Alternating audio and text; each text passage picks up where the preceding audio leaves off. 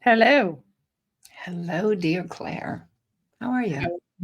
How we said that together. I'm good. I'm good. I did it just as we were doing the intro. I felt the need to blow my nose.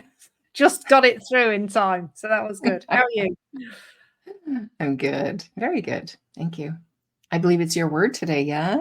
have a word, and the word is surrender. Hmm. I can speak to both sides of that.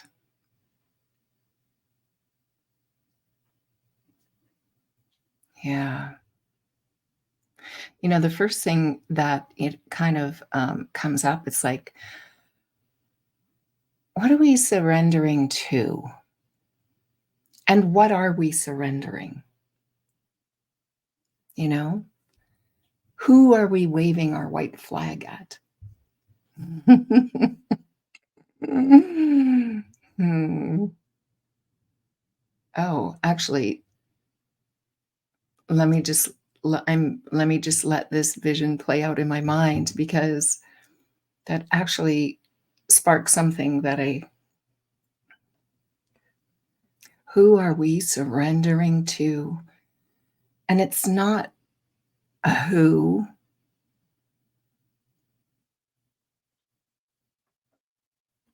Wow, our words can be really limiting, hey? Mm. So, this is so good. I'm seeing me on a battlefield waving my flag. But the battlefield it's in my own mind. Gosh, I spent so much time battling so many things. And I know I will still battle things because it's kind of our human nature. We have this thinking that goes on.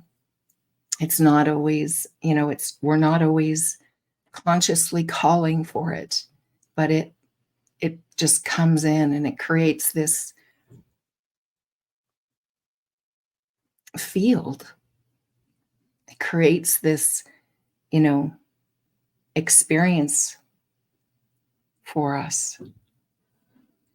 Okay, let me go back here. So, yeah, surrendering. First, what am I when I surrender? What am I surrendering? I'm surrendering my grip on on my thought that I'm in charge. On my thought that I can shield up and sword up and make my way through life fully armored, front line.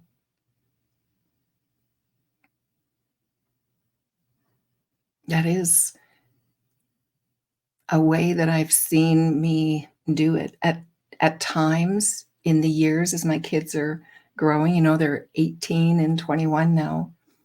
I don't feel that. I haven't felt like that for a long time, but there were times throughout the years where that was how I felt. I had to shield up and armor up and just make it through. Because I thought I was all on my own. Interesting. I'm sort of sorry. This I wish you could get inside my head because there's a lot more going on in there that would be helpful than I'm able to articulate. But it's coming. It's coming. I'm just seeing I'm getting all these flashes of my life and all the things that I just mustered through, battled through. And, the curious thing is, of course, all we're battling is our own thinking. All we're battling is what's going on in our own mind. There's no fight going on except for what's in our own mind.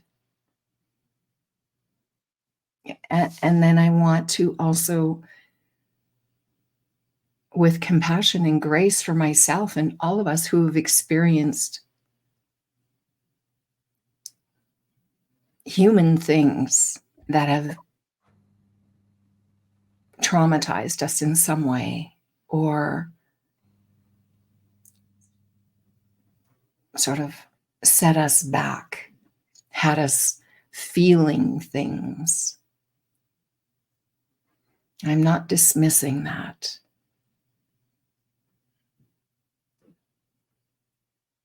I do see, though, that when we're in this context of surrendering,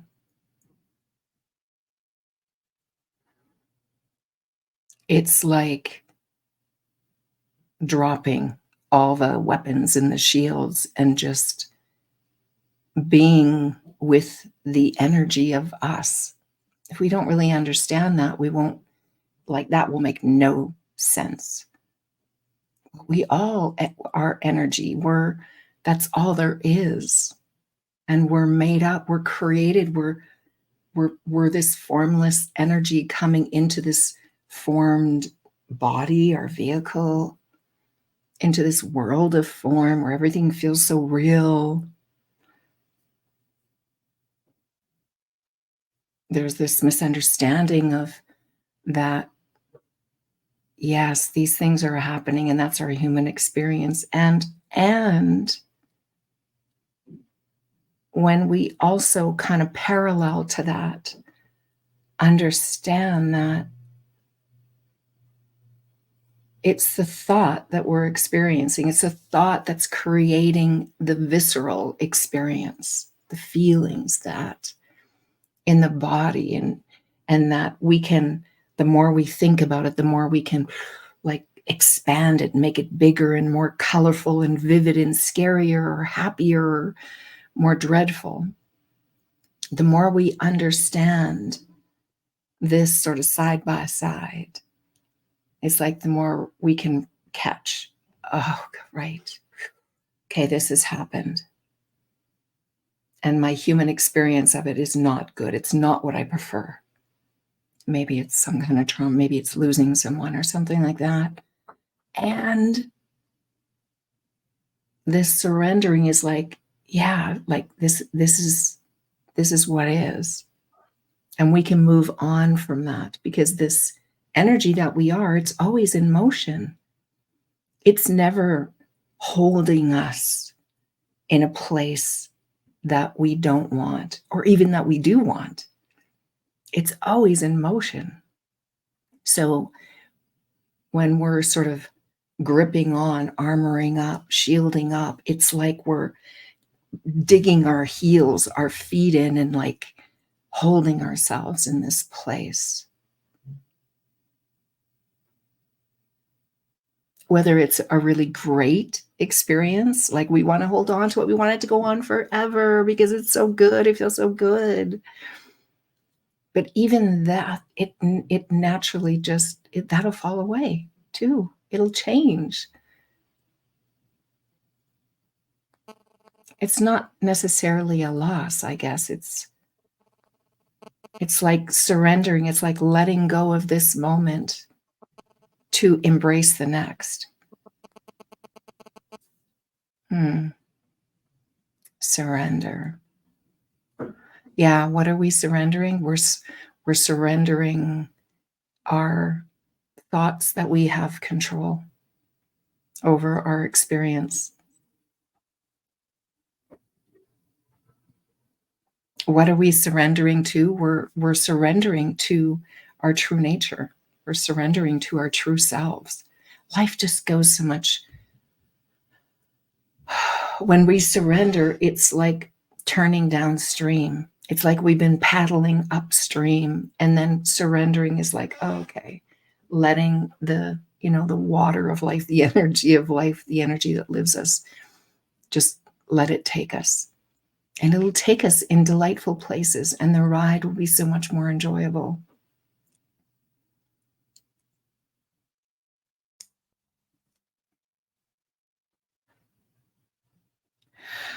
I'm just, I had an insight yesterday. And, when you have an insight that you feel like, oh my gosh, I knew this, I heard it, I got it, intellectually. And it's like I saw it. It's like something got touched. There was a breakthrough, if you will. And it, when I say it, of course, it'll just sound so simple and like, well, of course. But it was around thought, this understanding, when I was talking about this parallel, knowing that, yes, we have this human experience and this is how it works. We feel our thinking, that's what we're experiencing, and understanding that it's all thought, it's all made up. So it's like, enjoy what you want to enjoy, let go of what doesn't feel good, because there's going to be something else that's going to, you'll be guided, you'll be flowed to something that feels good, better. And it was around thought and how you don't have to do anything with it. And it was a specific situation about, and it was business related. You all know that I have had a lot of thinking, a lot of conditioning. I seeked out for many years a lot of conditioning around business and marketing. How does that all work, and doing the right thing, and So now I'm unwinding and shedding all that because it didn't feel good. I just couldn't. Ugh. And there was this seeing that the thought, the beliefs that I have about what should be done, or the best practice, or blah, blah, blah, that there's a rut in my thinking. There's a pattern. There's a belief, a bundle of thoughts that are like, tied together, and I keep slipping into it. And it's like, oh no, and it's thought, right? Slipping into this habitual thought pattern. And there was this seeing that, oh my gosh, that will come up again. That'll likely come up again. And when it comes up, I can just notice it. And I don't have to do anything. Like, Claire, I've heard you say this. I'm pretty sure I've said it before. And now I know, it's like, oh my gosh, I didn't see it to this level. And I think that's how it works, this understanding. If, it's like layers are kind of, we get deeper and deeper and see more clearly. But I just really saw that the thoughts will come up. And when I'm present, I'll notice them. If I'm not, if I'm like going with it, but I'm not, this slowing down, just noticing. I more and more, you get to know the feeling of you, what you feel like. And when you're going off track, there's a sense to that. It doesn't feel good. So it's like, we'll get these thoughts come in, and that we don't have to surrender to, that we can let go of. And it's like surrendering to who you are in the moment. What comes up in the moment to think, say, or do? What act to take? It sounds so simple and crazy that can make such a profound difference in your life. But I swear, I'm a very different person than I was yesterday. Everything looks different again. And it's really just, the thought is going to come up and we don't have to do anything about it. I never got that before in this way. Because you say a lot about, you don't need tools and techniques and stuff. And it's just like, I do. It's like I need to like give my mind something to do so that I can be me over here, kind of thing. It's like, I don't know how that's going to look now. I don't know. It's too soon to tell. But it's like, we're surrendering to who we really are, to who we're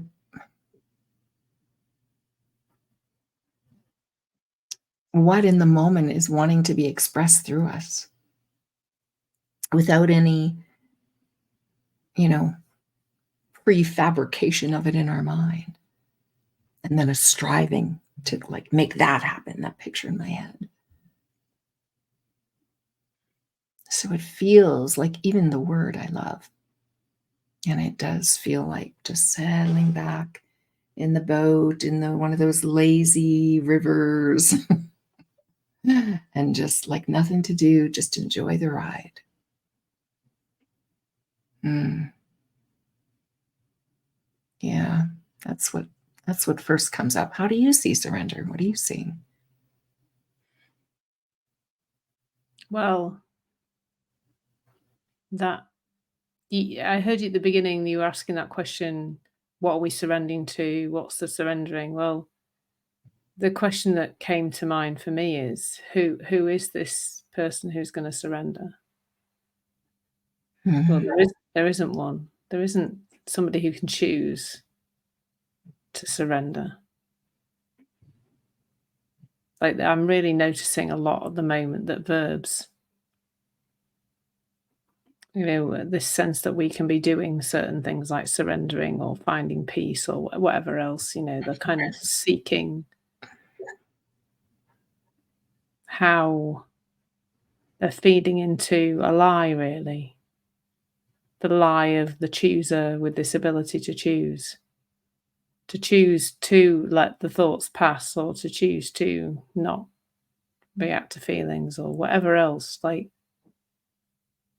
and that maybe there's something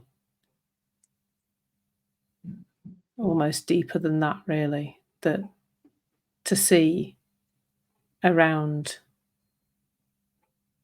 the separate self, the idea that there is this choosing, this person who can choose stuff, decide stuff, choose to surrender or not in the moment, rather than the realization that there is just, like you said, there is just what's arising now.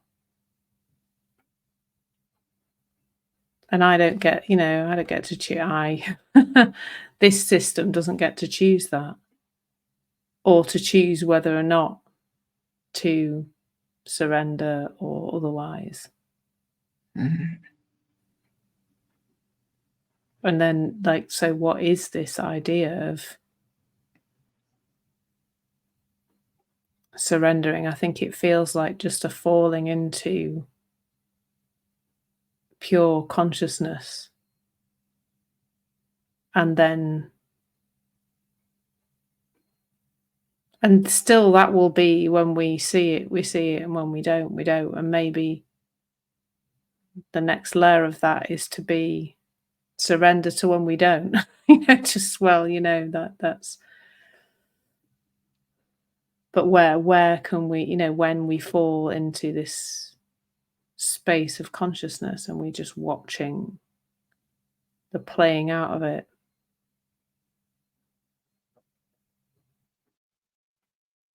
that's maybe just when the surrendering is just happening, because then it's just like an observation of it all flowing through, like you said, the thoughts are flowing through, the feelings are flowing through, they're not anything to do with this thing, this consciousness, nothing to do with that. That's just observing that, all that. Like observing I heard this metaphor once before that, we could be stood at the side of the river and there's lots of bits of rubbish in the river. There's all this dirt and twigs and goodness knows what. And what we tend to do is scoop that out of the river and hold it here and then look into it and go, oh, isn't it a mess? Aren't I a mess? Look at the state of me. Look at all that horrible stuff I'm doing and saying and thinking and feeling. In the meantime, if we'd left that rubbish in the river, it'd be gone. We could just stay at the side of the river and watch it go past. And that is it, isn't it? And I just find myself just being so curious about looking in that direction to, I guess what you might call more of that kind of non-duality conversation, rather than this idea that I can choose to do anything other than what makes sense in the moment.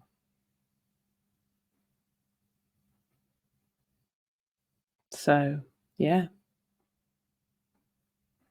that's my little nugget. Mm-hmm.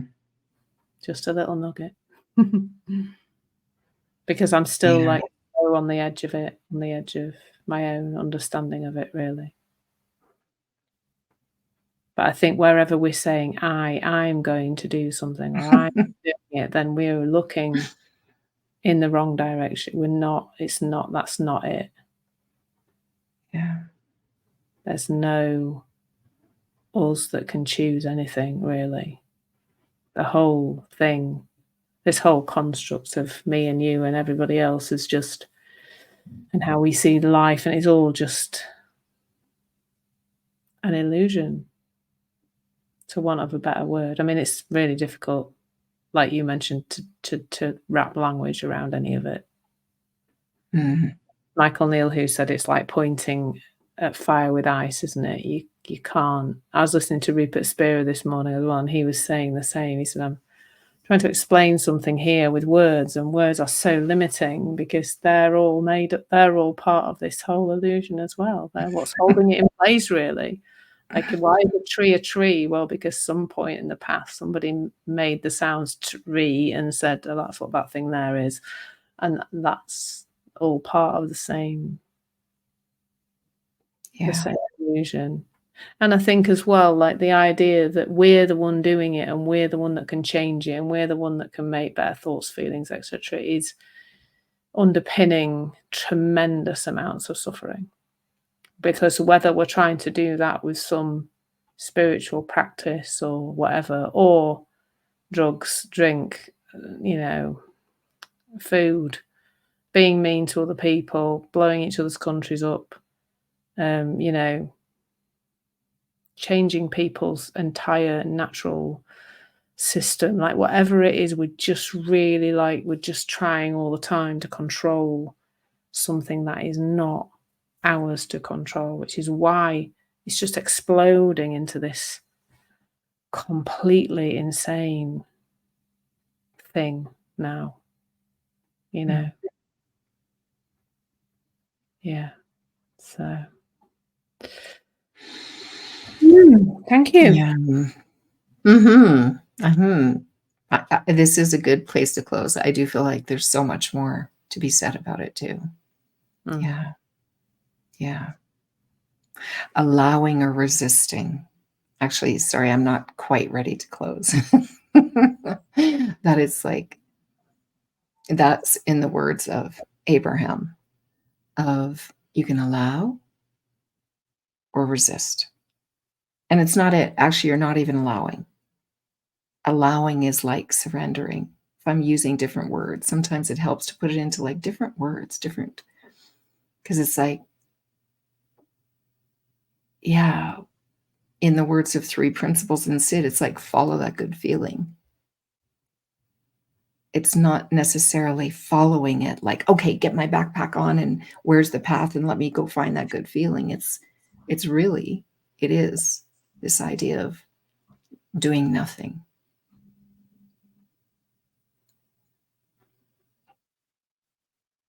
Which I never really understood in this way. It just frustrated me actually when people said, "Oh, yeah, you did nothing," because it didn't look like that to me at all. Those illusions of the doer are extremely persuasive, aren't they? It For looks sure. like if I pick up this bauble off the table, it really looks like I've chosen to pick that up. Mm. If I choose tea over coffee, it really looks like I've done that. It's very persuasive, but I'm doing that due to my programming around tea and coffee.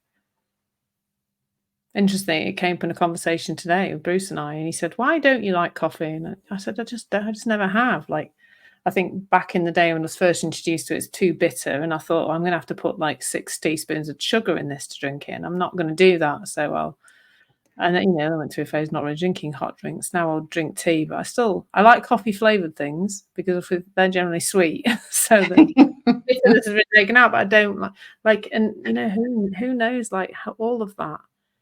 So when Yeah. somebody says, "Do you want a cup of tea or a cup of coffee?"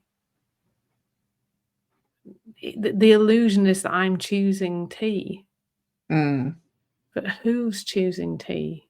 Just the yeah. collection of thoughts is choosing from its own collection of thoughts. So there's no separate thing doing the choosing. Yeah. It's all energy. Oh, it's just mind-blowing, isn't Right? it? It's just, yeah. Yeah, it is. It really is. Mm. Fascinating, truly. Mm. Cool. Thank you. Thank you. Fun. Yeah. See you next time. You betcha. Bye. Ciao.